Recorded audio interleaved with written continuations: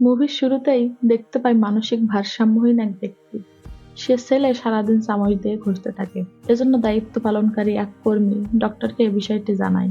Doctor বলে তবুও সে একটা কাজে তো এনগেজ আছে, এটাই ভালো। কিন্তু কে এই ব্যক্তি, এখানে কিভাবে এলো, ভবিষ্যতে তার প্ল্যান কি, কি ঘটতে চলেছে, সকল প্রশ্নের উত্তর দেখবো আমরা এই ভিডিওতে। সকলের কাছে অনুরোধ রইল, যেহেতু এটি একটি সাসপেন্স থ্রিলার মুভি, তাই কোনো অংশ বাদ দিয়ে দেখবেন না। তো চলুন মুভির এক্সপ্লেনেশন শুরু করা যাক। তো শুরুর আগেই সকলের কাছে একটু অনুরোধ রইল, যারা আমার চ্যানেলটিতে সাবস্ক্রাইব করেননি তারা আমার চ্যানেলটিতে সাবস্ক্রাইব করবেন। তো ভিডিওর শুরুতে যে ব্যক্তিকে দেখা যায় তার নাম কাশি। সে কিভাবে এখানে এসেছে, কি তার পাস্ট জানতে আমাদের পিছে যেতে হবে। বেনারস। কাশি একজন ডোম, মানে মৃতদেহ সৎকার করা যাদের কাজ, আর এটা তাদের পূর্বপুরুষদের পেশা। আজ হোলির দিন সবাই আনন্দ করছিল, তখনই কাশি খেয়াল করে ববি নামে এখানের এক বখাটে ছেলে তার বন্ধুদের নিয়ে একটি মেয়েকে টিস করছে। আর এটা দেখা মাত্রই কাশি এসে ওদের মেরে সেখান থেকে সরিয়ে দেয়। অবশ্য ববি আর কাশির পুরনো শত্রুতা। ববি যেমন উচ্ছৃঙ্খল স্বভাবের, কাশিও তেমন অন্যায় দেখতে পারে না। এই যে মেয়েটিকে দেখছেন তার নাম দেবিনা। দেবিনা একটি পত্রিকার রিপোর্টার হিসেবেই কাজ করে। এখানে একটি ডকুমেন্টারি বানাতে এসেছে। এই ঘটনার পর তারা সেখান থেকে চলে যায়। এই যে ব্যক্তিকে দেখছেন সেই শহরের সব থেকে ধনী এবং ক্ষমতাসীন ব্যক্তি। তার নাম বলবান পান্ডে। এখন রাজনীতিতে প্রবেশ করেছে। এদিকে দেবিনা কাশিকে বলছিল, আমি একটি আর্টিকেলের জন্য এখানে ইন্টারভিউ নিতে চাই। কিন্তু কাশির কথা, আমার আবার কিসের ইন্টারভিউ, আর আজ আমার বাড়িতে অনেক কাজ আছে। তাই অন্যদিনের কথা বলে কাশি তার বন্ধু রঙিলাকে নিয়ে সেদিনের মতো সেখান থেকে চলে যায়। পরবর্তী দিন দেবিনা শ্মশান ঘাটে গিয়ে কাশির সাথে দেখা করে এবং আবারও গতদিনের আর্টিকেলের বিষয়ে বলে। কাশির কথা, আমাকে নিয়ে কি লিখবেন। তারপরও দেবিনার কথা, একজন ডোম হিসেবে কাশির অনুভূতি নিয়ে সে আর্টিকেল লিখতে চায়। তাই দেবিনার অনেক অনুরোধের পর কাশি দেবিনাকে তার বাড়িতে নিয়ে যায়। এই যে ছেলেটি বসে আছে সে কাশির বাবা, আর ইনি মা। আর এই হচ্ছে কাশির একমাত্র বোন গঙ্গা। কাশি দেবিনাকে সবার সাথে পরিচয় করিয়ে দেয়। দেবিনা কাশির পরিবারের একটি ফটো নিতে চাচ্ছিল।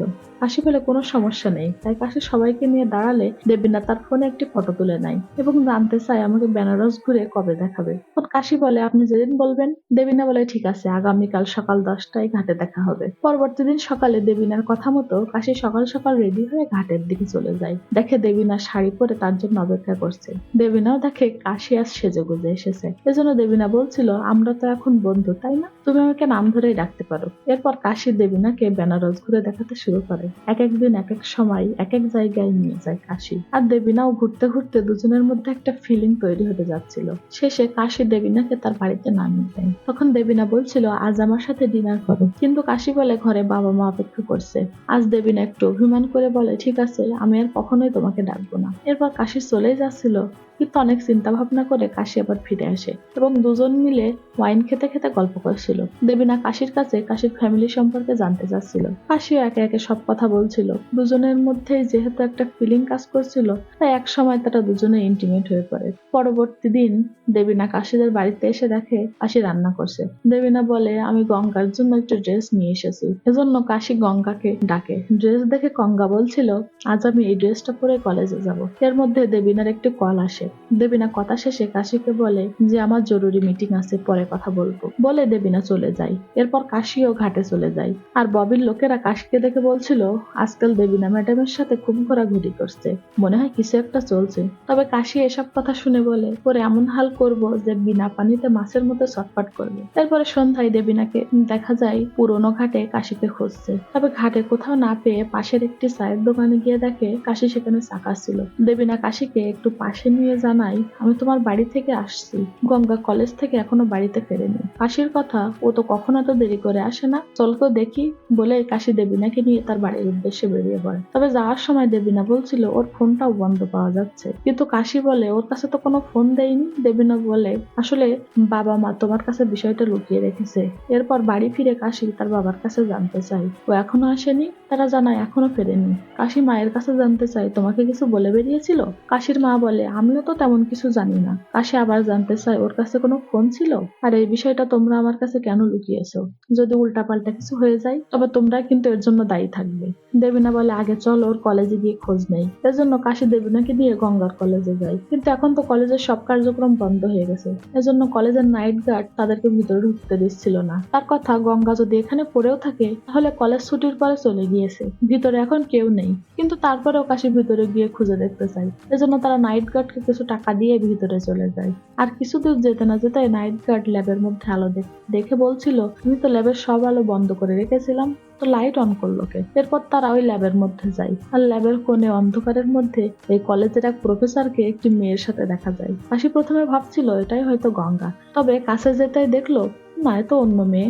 তখন তারা সেখান থেকে চলে যায়। তারা সোজা থানায় যায় এবং গঙ্গার বিষয়ে জানালে থানার দায়িত্বপ্রাপ্ত এসআই বলে, এখনকার মেয়েদের এটাই সমস্যা, দেখো গিয়ে বয়ফ্রেন্ডের সাথে কোথাও গিয়ে মস্তি করছে। এটা শোনা মাত্রই কাশি উত্তেজিত হয়ে যায়। এরপর সে এক সিনিয়র এসআই এসে উল্টো কাশিকে বিভিন্ন রকম কথা শোনাচ্ছিল। দেবিনাও তখন তার পরিচয় দিয়ে বলে, দেখুন আপনি আমাদের সাথে এভাবে ব্যবহার করতে পারেন না। দেবিনা যেহেতু একজন জার্নালিস্ট, তাই তার পরিচয় পাওয়ার পর এসআই দেবিনাকে একটি কাগজ কলম ধরিয়ে দিয়ে বলে, আপনাদের যা বলার এখানে লিখে দিয়ে যান, আমরা বিষয়টা দেখব। তাদের থেকে যে খুব বেশি হেল্প পাওয়া যাবে না তাই স্পষ্টই বোঝা যাচ্ছে। এজন্য পরবর্তী দিন সকাল হতেই কাশি আর দেবিনা গঙ্গার কলেজে চলে যায়। কাশি প্রিন্সিপালের সাথে দেখা করে, প্রিন্সিপালকে বলে যে তার বোন গতকালে কলেজে এসেছিল কিন্তু এখনো পর্যন্ত বাড়ি ফেরেনি। প্রিন্সিপাল জানতে চায় আপনার বোন কোন ডিপার্টমেন্টে পড়ে। কাশি বলে, ম্যাডাম তা তো বলতে পারবো না, ওর নাম গঙ্গা।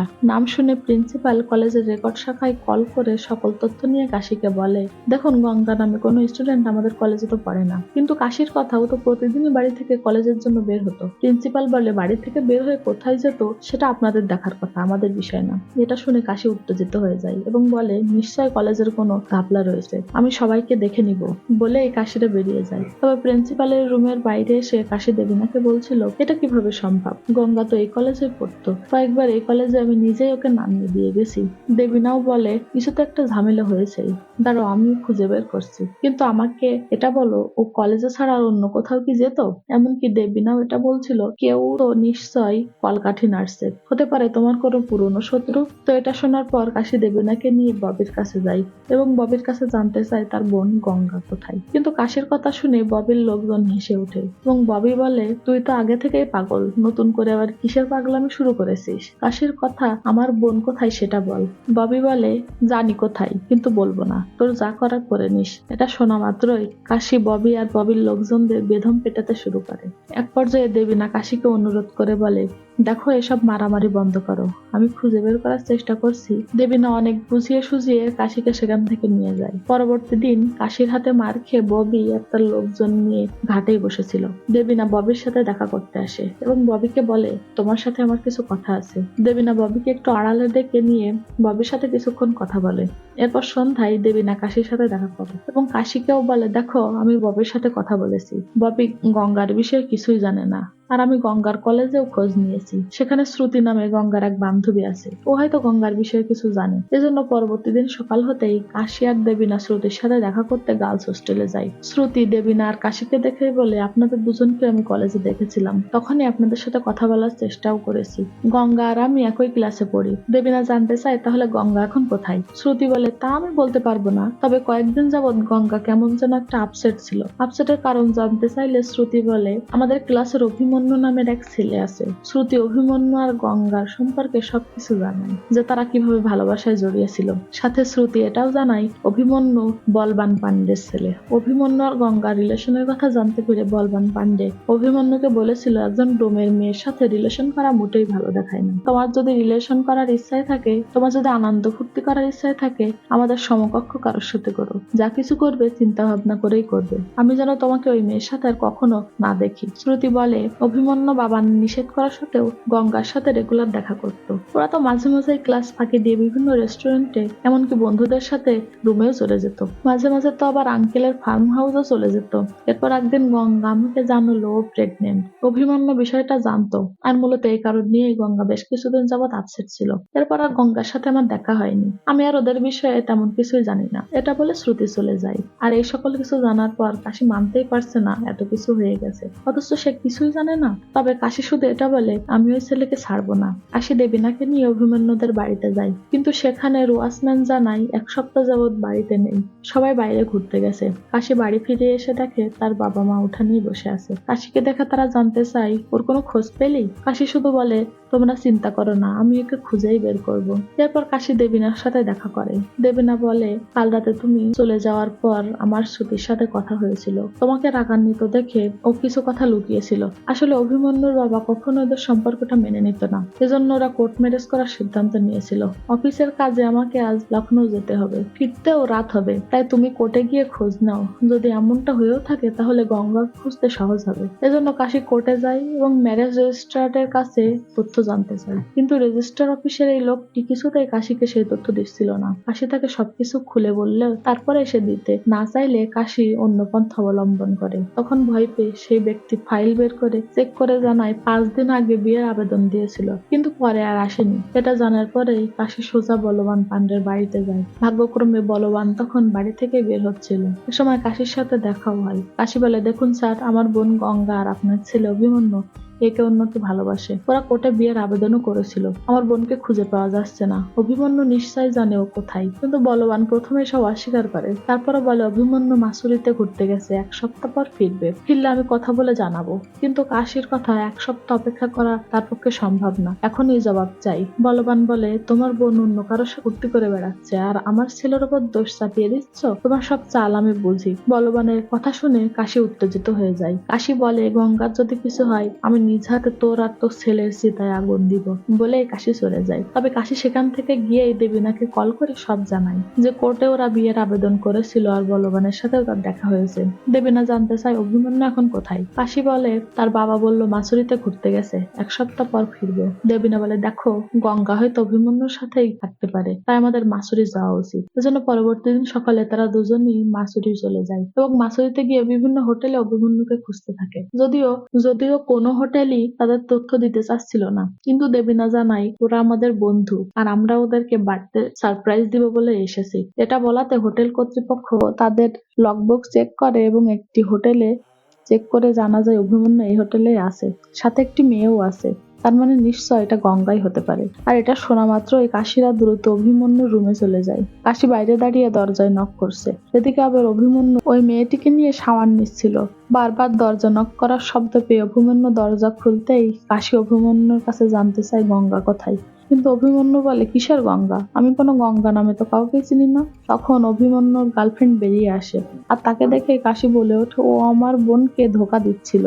কিন্তু অভিমন্যু কিছুই বুঝতে পারছে না। তবে কোনো রকমে কাশির হাত থেকে বেঁচে দৌড়ে ছাদে চলে যায়। কাশিও পিছে পিছে গিয়ে অভিমন্যুকে মারতে মারতে জানতে চাচ্ছিল গঙ্গা কোথায় বল। এক পর্যায়ে কাশি অভিমন্যুকে ছাদের রেলিং এর কাছে নিয়ে যায় এবং 3 পর্যন্ত গুনতে থাকে। তখন অভিমন্যু বলেই যাচ্ছে, আমি কোনো গঙ্গাকে চিনি না। পিছে থেকে দেবিনা কাশিকে নিষেধ করছে।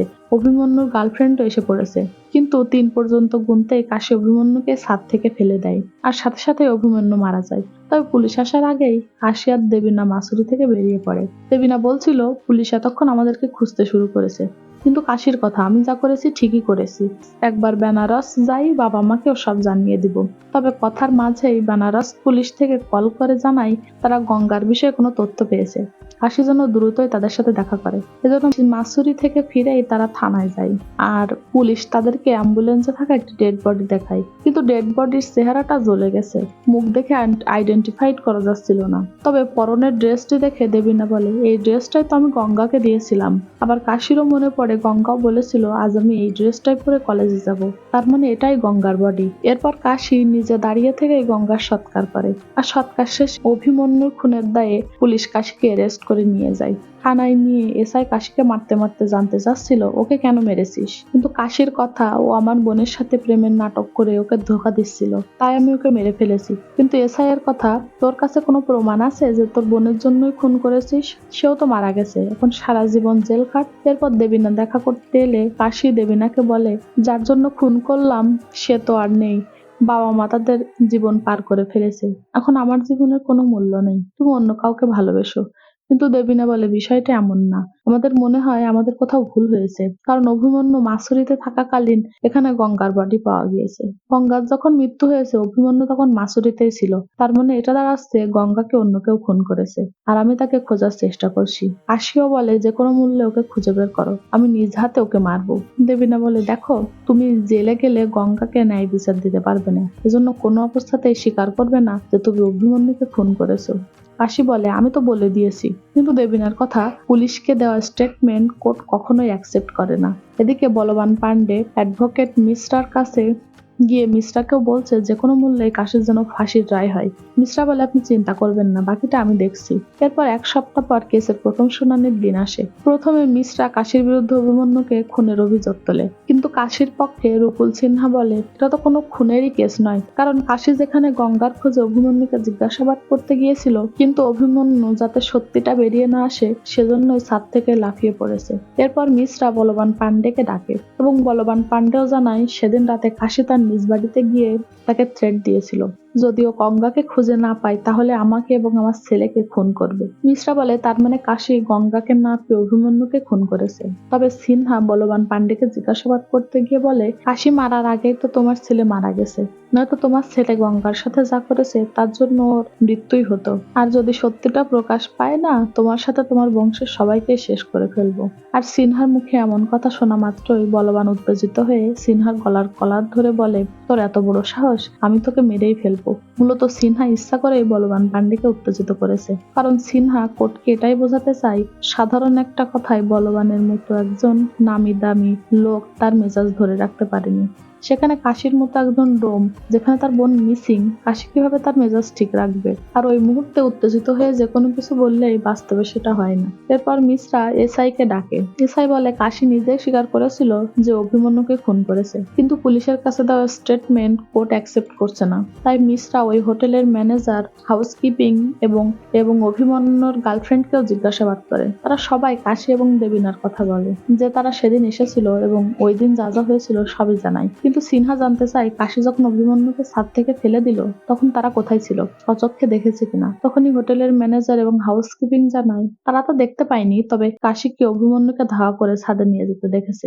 এদিকে আবার অভিমন্যুর গার্লফ্রেন্ড বলে, ওই সময় আমি ছাদেই ছিলাম, দেবিনা আর আমি ওকে ধাক্কা দেওয়ার সময় অনেক চেষ্টা করি, তারপরেও কাশি আমাদের কথা শোনেনি। এবং মিশ্রা হোটেলের বিভিন্ন স্থানে সিসিটিভি ফুটেজও দেখায় যেখানে কাশিকে অভিমন্যুর পিছে দৌড়াতে দেখা যাচ্ছে, কিন্তু কাশি যখন অভিমন্যুকে ছাদ থেকে ফেলে দিচ্ছিল এমন কোনো ফুটেজ সেখানে নেই। তার মানে এসব ফুটেজ কোনো কাজেরই না। এরপর কোর্ট 2 দিন পরে কেসের শুনানির নতুন একটি ডেট দেয়। এদিকে বলবান মিশ্রাকে বলে দেয় যত টাকা ওড়াতে হয় ওরাও, কিনে না ওকে, ফাঁসিতে ঝোলাতেই হবে। এজন্য বলবানের কথা মতো মিশ্রা কাশির বাড়ির আশেপাশের লোকদের সাথে কথা বলে, বিভিন্ন জায়গায় গিয়ে কাশির সম্পর্কে তথ্য সংগ্রহ করতে থাকে। এমনকি কাশির সাথে ববির শত্রুতার কথাও জানতে পেরে ববিকে টাকা দিয়ে কাশির বিরুদ্ধে সাক্ষী দিতে বলে। এরপর কেসের দ্বিতীয় শুনানির দিন মিশ্রা প্রথমেই কোর্টকে জানাই, আমি গত 2 দিন যাবৎ কাশির বাড়ির আশেপাশের সবার থেকে তথ্য নিয়েছি, আর এমন কিছু আমি জানতে পেরেছি যা শুনে সবাই চমকে উঠবে। মিশ্রা বলে যে গঙ্গার কথা কাশি বলছে, যে গঙ্গার জন্য কাশি অভিমন্যুকে খুন করেছে, বাস্তবে গঙ্গার কোনো অস্তিত্বই নেই। কাশির তো গঙ্গা নামে কোনো বোনই নেই।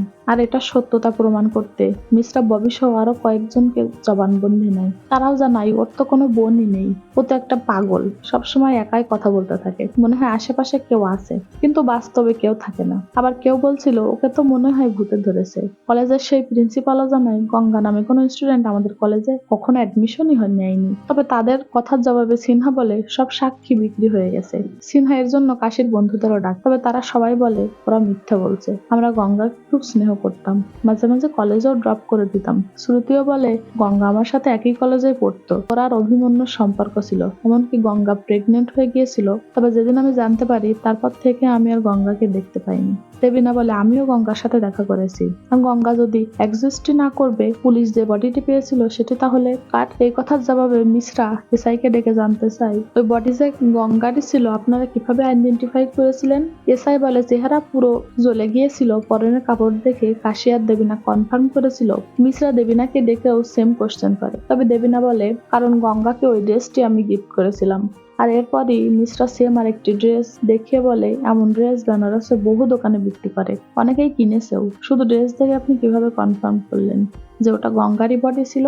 দেবিনা বলে সেম ড্রেস হতে পারে, কিন্তু আমি আগেও গঙ্গাকে দেখেছি, আমি শিওর টা গঙ্গাই ছিল। তবে মিশ্রা বলে এর জবাব তো গঙ্গা নিজেই দিতে পারবে, আমি চাই গঙ্গা নিজে এসে এটা জবাব দিক। সবাই তো পুরো অবাক, মিশ্রা সব কি বলছে? মিশ্রা বলে আমি ঠিকই বলছি, আমি 3 পর্যন্ত গুনবো, এর মধ্যে গঙ্গা আসবে। এটা বলতে সবাই দরজার দিকে তাকায়, তবে 3 পর্যন্ত গোনার পরেও না আসাতে মিশ্রা বলে আসবে কিভাবে, গঙ্গার তো কোনো অস্তিত্বই নেই। কিন্তু আমি যখন বললাম ও আসবে সবাই তখন দরজার দিকে তাকিয়েছিল, এমনকি কাশি আর দেবিনাও তাকিয়েছিল।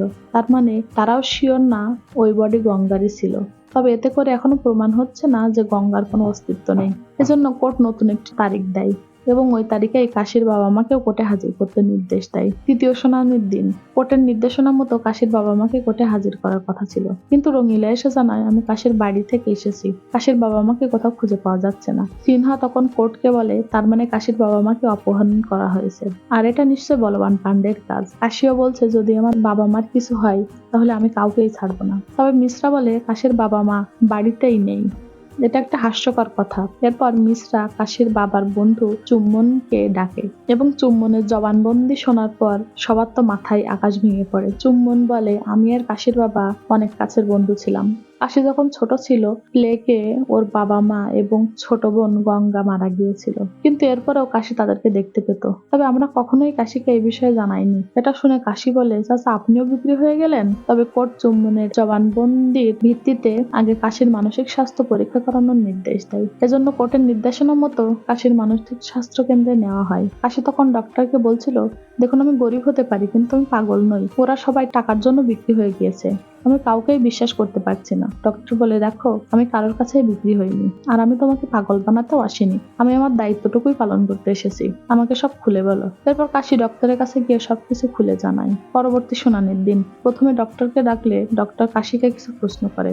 ডক্টর জানতে চাই তোমার ঘরে খাবার কে বানায়? কাশি বলে আমি নিজেই, কারণ মা অনেক ঝাল দেয়। ডক্টর বলে তোমার বোন কেন রান্না করে না? কাশি বলে ও কলেজে যায় এবং টিউশন শেষ করে সময়ই পায় না। ডক্টর আবার জানতে চাই তোমার বাবা কি করে? কাশি বলে সে তো সারাদিনই উঠানে বসে থাকে। ডক্টর জানতে চাই তুমি বাড়ি ফিরলে তোমার দরজা কে খুলে দেয়? কাশি বলে কেউ না, দরজা খোলাই থাকে। এরপর ডক্টর কোর্টকে বলে কাশির জীবনে কাশি যাদের কথা বলছে, যেমন ওর বাবা মা, ওর বোন গঙ্গা, আসলে ওদের কোনো অস্তিত্বই নেই। আমি কাশির সাথে কথা বলে যতটা বুঝতে পেরেছি ও যাদের কথা বলছে ওর জীবন তাদের কোনো অ্যাক্টিভিটিই নেই। ও তাদেরকে নিয়ে নিজের মধ্যে একটি কাল্পনিক দুনিয়া বানিয়ে রেখেছে। ওই সবকিছুই কাশির হ্যালোসিনেশন। তবে কাশি এবং সিনহা এটা মানতে নারাজ। ডক্টর বলে এটাকে প্যানার সাইকোসিস বলে। এই রোগে আক্রান্ত রোগীরা এতটাই ভায়োলেন্ট হয় যদি কেউ তাদের এই কাল্পনিক দুনিয়ায় হস্তক্ষেপ করে তাহলে তারা যে কোনো কিছুই করতে পারে। এজন্যই হয়তো অভিমন্যুকে খুন করেছে। তবে ডক্টরের এমন জবানবন্দিতে মিশ্রা এবং সিনহা দুজনেরই তর্ক চলছিল। তখন জর্জ তাদেরকে থামিয়ে কাশির কাছে জানতে চাই তোমার কিছু বলার আছে? কাশি বলে হ্যাঁ, আমি অভিমন্যুকে খুন করেছি, কিন্তু আমার ভুল হয়ে গেছে, কারণ আমার মনে হয়েছিল অভিমন্যু আমার বোনের কিছু করেছে। সত্যটা তো বলবানই আমার বোনকে মেরেছে। এখানেই দেখানো হয় বলবানের বাড়ির সেই ওয়াচম্যান জেলে এসে কাশির সাথে দেখা করে বলেছিল ওই দিন আমি বলতে পারিনি, আসলে বলবানই তোমার বোনকে ডেকেছিল, আমি বাইরে ছিলাম, ভিতর থেকে জোরে জোরে চিৎকারের আওয়াজ আসছিল। এরপর ব্যালকনি থেকে ওকে ফেলে দিয়ে মেরে ফেলে। আমার তো মনে হয় ওকে রেপও করেছিল। তবে কাশির মুখে সব কথা শুনে বলবান বলে ওঠে প্রথমে আমার ছেলেকে মেরেছিস আর এখন আমার নামে উল্টাপাল্টা অভিযোগ তুলছিস, তোর কপাল ভালো তোর বোন মারা গেছে, নয়তো এমন মৃত্যু দিতাম সবাই তাকিয়ে থাকতো। আর বলবানের এই কথা শুনে কাশি কাঠগোলা থেকে নেমে আসে এবং ভিড়ের মধ্যে কে যেন কাশির হাতে গান ধরিয়ে দেয় এবং কাশিও সাথে সাথে কোর্টের মধ্যেই বলবানকে শুট করে মেরে ফেলে।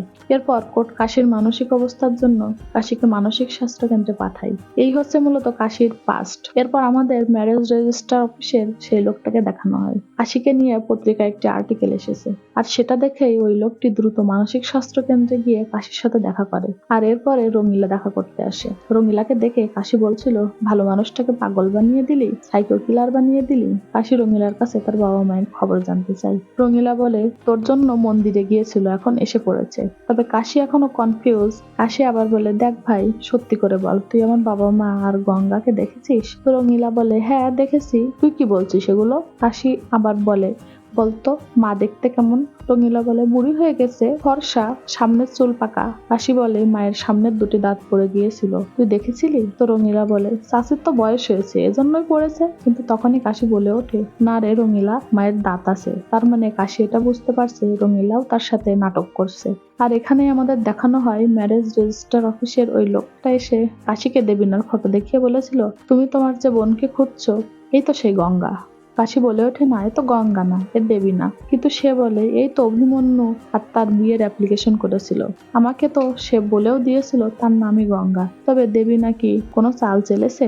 আর এরপরেই আমাদের দেখানো হয় দেবিনা অ্যাডভোকেট শ্রুতির সাথে তার পার্টির সেলিব্রেশন করছে। আর এখানে এটাও জানা যায় শ্রুতি দেবিনার ছোট বোন। শ্রুতি আর মিসরা কেস হেরেও খুশি, কিন্তু দেবিনার মন খারাপ, কারণ দেবিনা কাশিকে ভালোবেসে ফেলেছে। সিনহা বলছিল, দেখো বহু কষ্টে কেস থেকে বেরিয়ে আসতে পেরেছি, এখন ছোট একটি ভুল সিদ্ধান্ত সব নষ্ট করে দিবে। আবার শ্রুতির কথা, কাশি তো এখন সারা জীবন জেলে বন্দি, আরও যদি সত্যিটা জানতে পারে তখন কি হবে।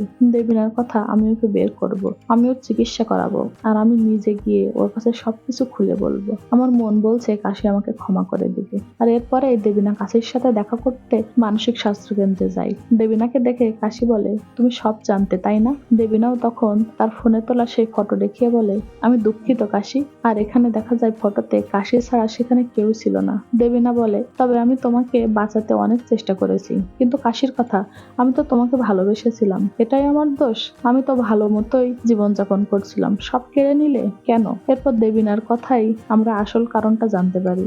দেবিনা মূলত একটি উদ্দেশ্য নিয়েই এসেছিল।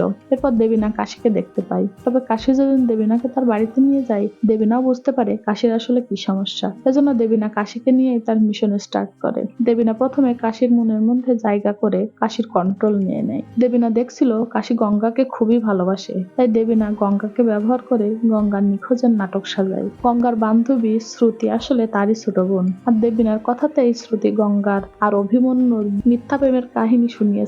দেবিনা বলে, তুমিও বিশ্বাস করেছিলে, আর আমি গঙ্গার সেজে কোর্টে অভিমন্যুর সাথে বিয়ের আবেদন করেছিলাম তোমাকে বিশ্বাস করাতে। আমি সেদিন লোক দিয়ে গুলি চালাই। এমনকি দেবিনাই রঙ্গিলার সাথে দেখা করে রঙ্গিলাকে বলেছিল কাশির অবস্থা দিন দিন খারাপ হয়ে যাচ্ছে, কাশির মনে হচ্ছে ওর বোন গঙ্গা মিসিং, এসব রোগীরা মানুষের জীবনও নিয়ে নিতে পারে। তাই রঙ্গিলা দেবিনার কথাই বিশ্বাস করেই দেবিনা যেমনটা বলেছিল তেমনটাই করেছিল।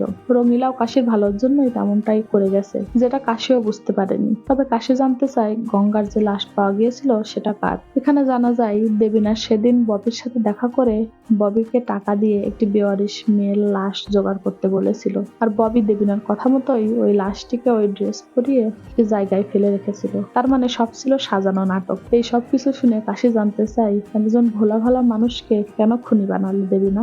দেবিনা বলে, বদলা নেওয়ার জন্য। এরপরে জানা যায় বলবান ছিল দেবিনার বাবার বিজনেস পার্টনার। দেবিনার যখন 5 বছর বয়স ছিল তখন সমস্ত সম্পত্তি গ্রাস করতে বলবান দেবিনার বাবাকে গুলি করে হত্যা করে, আর দেবিনার ভাইকে ছাদ থেকে ফেলে খুন করেছিল। তবে ভাগ্যক্রমে দেবিনার মা দেবিনা আর শ্রুতিকে নিয়ে সেখান থেকে পালিয়ে যায়। ঠিক 15 বছর পর দেবিনাও একইভাবে তার বাবা আর ভাইয়ের মৃত্যুর প্রতিশোধ নিল। এমনকি কোর্টে সেদিন ওই হট্টগোলের মধ্যে দেবিনাই কাশির হাতে পিস্তলটি দিয়েছিল। তার মানে দেবিনার বাবা আর ভাইয়ের মৃত্যুর প্রতিশোধ নিতেই দেবিনা প্ল্যান করে কাশিকে ব্যবহার করেছে। আর দেবিনার মুখে সবকিছু জানার পরে কাশিও শুধু বলে, আমি তোমাকে ভালোবেসেছিলাম, তোমাকে বিশ্বাস করেছিলাম, আর তুমি আমাকে ধোঁকা দিলে। বাবা মা গঙ্গা আমার জীবন থেকে সবাইকেই ছিনিয়ে নিলে। দেবিনা তখনও বারবার কাশিকে বোঝানোর চেষ্টা করছিল, আমি সত্যিই তোমাকে ভালোবেসে ফেলেছি। কিন্তু কাশি আর দেবিনাকে বিশ্বাস করতে পারছে না। এজন্য কাশি দেবিনার পিঠের মধ্যে সেই চামচটি ঢুকিয়ে দেয়, যেটা সে সবসময় দেয়ালে ঘষতো। তার মানে কাশি প্রতিশোধ নিতেই ওই চামচটা ঘষে ঘষে ধারালো করছিল। দেবিনা স্পটেই মারা যায় কয়েকদিন পর। কাশি এখন আর তার বাবা মা গঙ্গা কাউকেই কল্পনা করে না, সে এখন শুধু দেবিনাকেই কল্পনা করে, দেবিনার সাথে কথা বলে, গল্প করে, আর এভাবেই তার বাকি জীবন কেটে যায়।